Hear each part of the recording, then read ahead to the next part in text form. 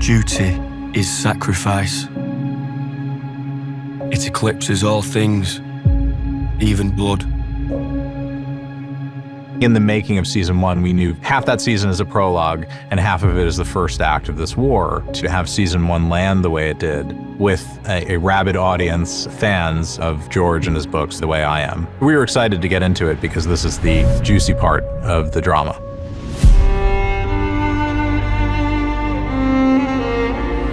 The North owes a great duty to the Seven Kingdoms, one older than any oath. Winterfell is the one place, the one corner of this world where news of Luke's death has not yet reached. And it is this hearkening back to a simpler time. I wanted to go to a place where we could experience that, if only briefly, and the North just felt completely the right way to go. Ryan, when we did speak, it really helped me out because we would have conversations about how important these negotiations are for Team Black and the difference it makes in the war.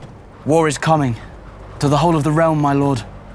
We cannot wage it without the support of the North. Well, it's all about history. There were pledges that were made back in the day, and Jace is sent to remind Craig Stark of those pledges.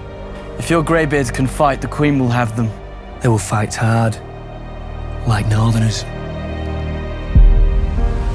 Rhaenyra heard the news that Luke has died on a mission that she sent him on, so there's guilt involved. And she's a mother who's lost a son and has to go through this sort of necessary grieving process that Daemon, her husband, can't really appreciate or understand. She goes and tries to make peace with Luke's demise, but she cannot settle in it because it is unsettled business until part of Arrax washes ashore. Going in search of evidence is quite fundamentally important to her. I guess one of the sort of maddest things about death is that it seems sort of impossible, especially because really the overriding feeling often is you just sit with the absence, and so anything that has like a tangibility about it, I think is vitally important. Her son's cloak, the wing of his dragon.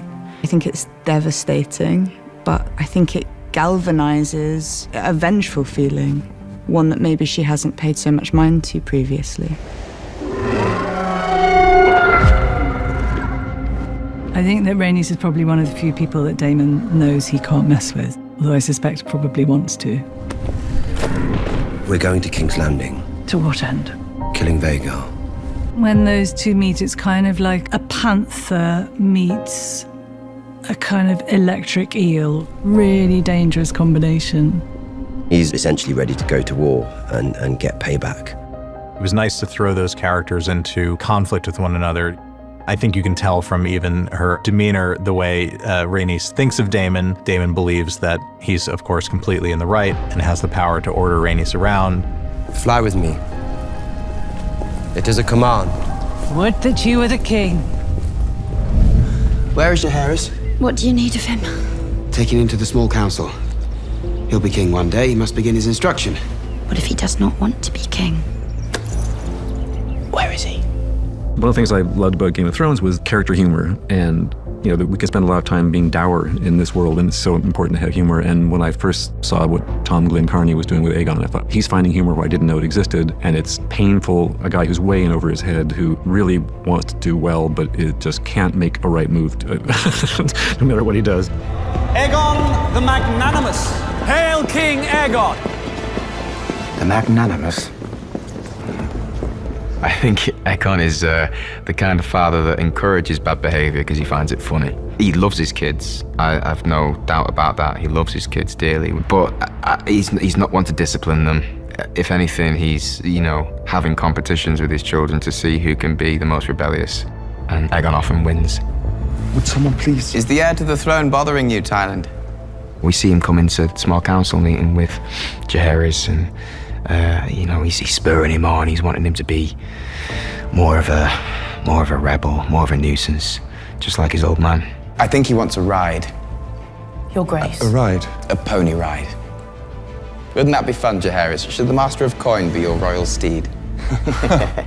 It's meant to be a moment of fun, a bit, and yes, look, Aegon brings his 4-year-old to work, but I think on a perhaps nuanced character level, this is the thing that Viserys never did for Aegon. And Aegon did not study at the feet of his father. His father had his male heir and then essentially said, well, that box is ticked. He was ill.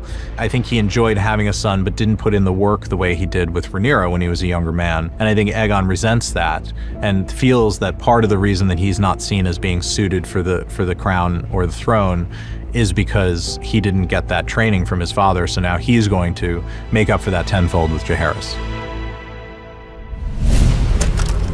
Alicent's been in a marriage that was loving but not exactly romantic or physical for quite some time. Cole has got a lot of issues. One of the things I love about the character is that he is a knight in shining armor and sort of classically handsome and probably the most messed up person in the story in many ways. You know, clinging to notions of purity and duty and just flagrantly breaking them left and right.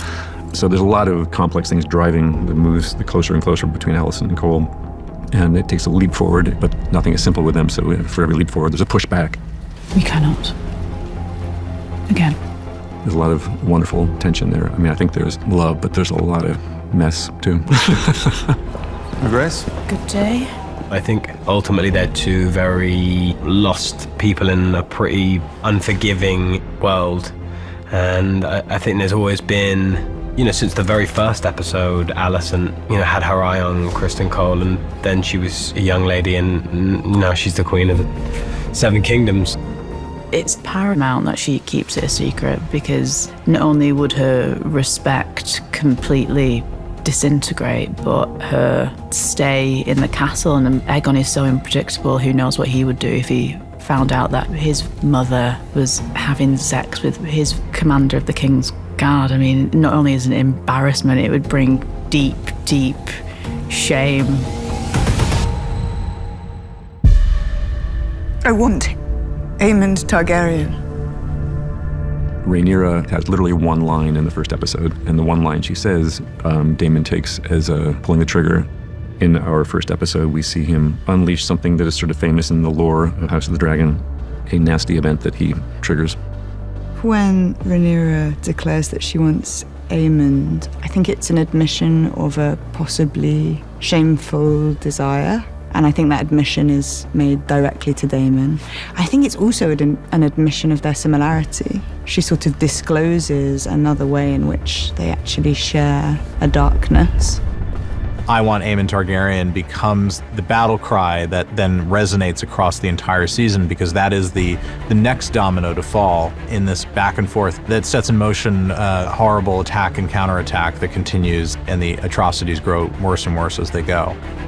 In our story, it's Miss Arya, who has got her tentacles into every part of King's Landing, is able to provide connections for Daemon to exact revenge. I think it really is a big deal for the fans because it keeps getting referred to, and I don't know the characters' actual names. They're forever in lore as Blood and Cheese. Who the fuck is she?